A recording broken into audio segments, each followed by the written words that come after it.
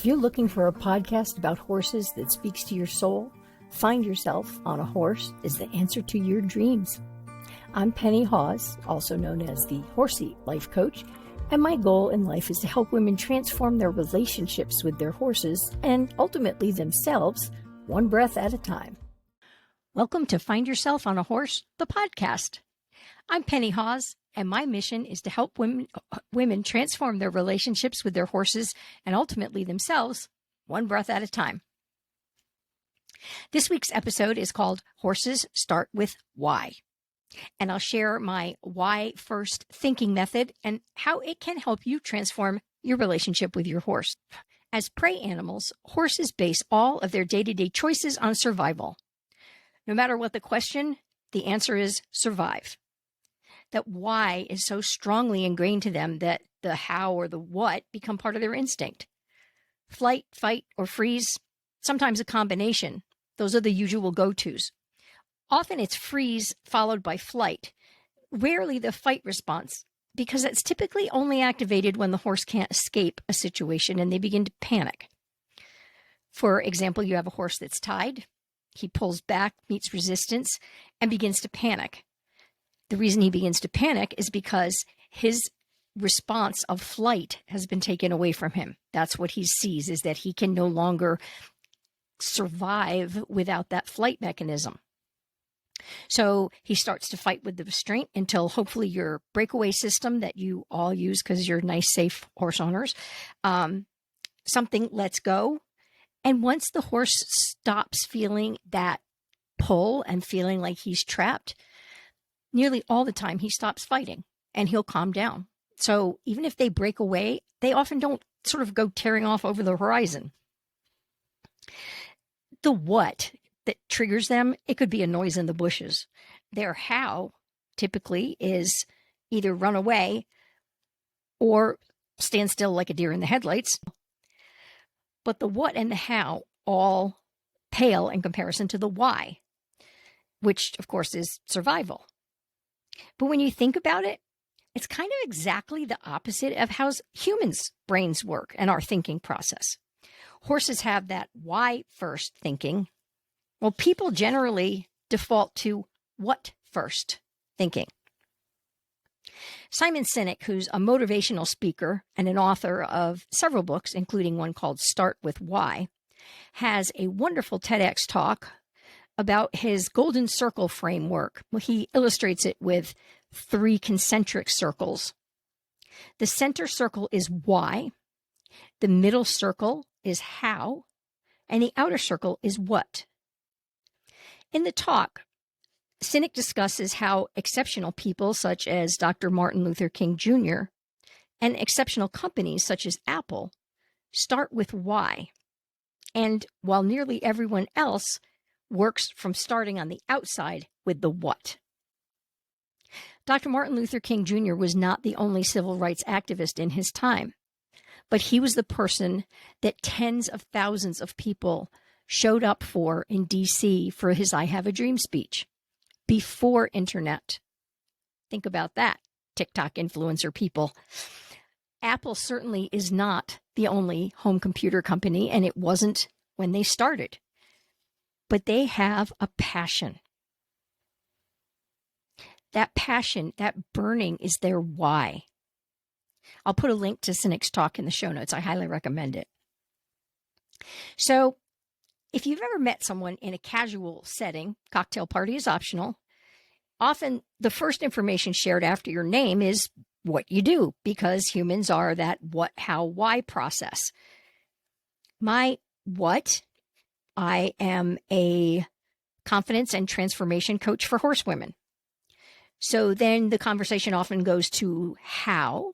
Well, I have an online coaching business. I teach online courses for horsewomen.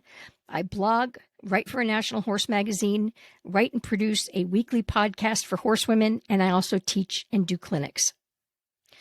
Rarely, especially in an initial meeting, do we get into the why. Why do I do what I do? Well, I am absolutely passionate about helping to empower horses and horsewomen in the barn and beyond. Helping create a better life for horses and their women is what brings me to my keyboard, camera, and microphone every day. Connecting to your why, your passion first, makes all of the other considerations fall into line behind. But what we need to understand is that few people or organizations start with why. That's not the way our Western society works. We're all about the what. So if you do decide to develop this why first thinking, it can take lots of practice and lots of self-awareness and lots of patience. So promise me that you won't beat yourself up if you start acting like a human at some point and thinking with the what first model instead of the why first model. Remember, change is a process. If you didn't listen to last week's episode, go back and do, because I talk about that and about the steps to transformation. Anyway, here's how our thought process works. If we're going to go out for a ride, we start with what? I'm going to go for a ride. Then we get into how. Well, I'm going to go catch my horse, groom him, tack him up, and get on. And then the why. Well, because I feel like riding. But if you're transforming your relationship with your horse and yourself and quite possibly the rest of the world, cultivating why first thinking is totally worth the effort. Sinek says in his talk that people don't buy what you do, they buy why you do it. Once they understand your passion, your vision, the how and the what are secondary. With horses, the need to understand our why is even greater, because horses are prey animals and humans are predators. Stop and think about that for a minute. If we bring stress or anger into our relationship with our horse, they can perceive it as a very real threat to our safety. So if you've had a crappy day at work or someone cut you off on your commute, please don't take it into the barn. Let your horse be a horse and not worry about your trials and tribulations as a human. I have an exercise that I use with my clients called the magic box. And I tell them that before they walk into the barn, they have an imaginary box outside the door.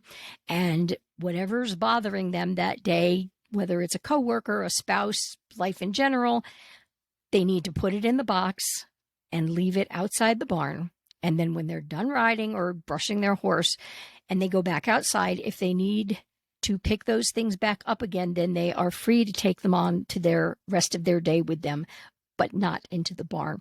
Horses not only pick up on our emotions, don't forget, but they also can read our facial expressions. So if you're like me and you frown a little bit when you concentrate, or a lot sometimes, try to remember to keep a lighter, smiley expression on, and then your horse won't be worrying about what he's doing wrong to give you that frowny face. Now, Sinek stresses that one of the reasons it's so important to start with why is biological. The limbic brain, which controls memory, emotion, and learning, doesn't have language. It's the home of intuition, following your heart, all those non-data driven choices that we make. The prefrontal cortex, our much newer brain, that's the center of language, reason, and quite probably spreadsheets. But it's not where those gut feeling decisions are made. Horses, who rely far more on their limbic brain than their relatively small prefrontal cortex, understand the emotional connection, but not always the language or the reason, and pretty definitely not the spreadsheets. So working with horses involves meeting them where they are, and that's happily rooted in their limbic brain and their why first thinking. Now that we've established that why first thinking is extremely helpful working with horses, what about the what and the how? Well, I am glad you asked. The how involves more inner work for us than it does the horse. We need to make sure we're approaching them in a way they can understand and are comfortable with. It's not up to him to figure out why we're tense or impatient. How involves putting a lot of thought into supporting his physical and mental well-being. Even if he's a show horse, he's still a horse. And while 24/7 group turnout may not be how you choose to handle his management, even Vallegro, the Olympic dressage superstar, goes out hacking every week. Horses aren't meant to live in a box 24/7 or even 27. Try to ensure that he gets to remember that he is, in fact, a horse. What sort of things does he enjoy? Does he love having his withers scratched or being brushed with a soft brush, or like one of my horses used to love being vacuumed? It's so funny. I'd bring the vacuum out of the tack room and his eyes would just light up, which is good because I'd much rather vacuum a horse than a house pretty much any day of the week. Does your horse love peppermints, or is he a real carrot fiend? Know and integrate these things into his daily routine. And that's how you bring the how into your relationship. As for the what, it depends on your interests. But regardless of your preferred equine activity, you'll need to pay special attention to fitness, his and yours, safety, again, for both of you, and focusing on the positive, also important for both of you. Go ahead and reward those efforts. Remember, change doesn't happen overnight for humans, and it doesn't happen overnight for horses. Giving him a reward will make him more willing and sometimes more eager to keep working at what he's learning. So, what does why first thinking look like? Stephen Covey, author of First Things First, recommended that we, quote, begin with the end in mind, end quote. It seems simple enough. We begin working with our horse because we want to go out and do trail riding or go show jumping or get our fancy on and go do some upper level dressage. But if you look at it from the horse's point of view, what does he get out of dressage or show jumping or even trail riding, which is more pleasant for him, possibly? I'm not going to get into discussions here about whose horse loves what. Just this is very generalized. But while your horse may enjoy show jumping, dressage, trail riding, whatever, they're not on his bucket list.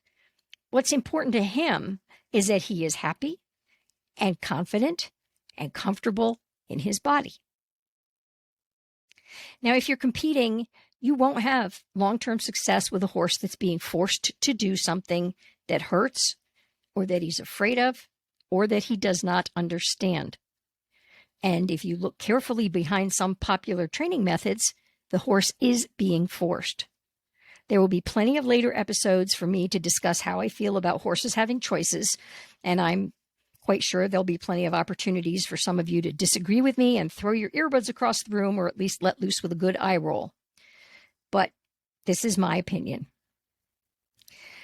So, a day-to-day of why first living with your horse means considering the results that you desire for your horse and yourself as a partnership.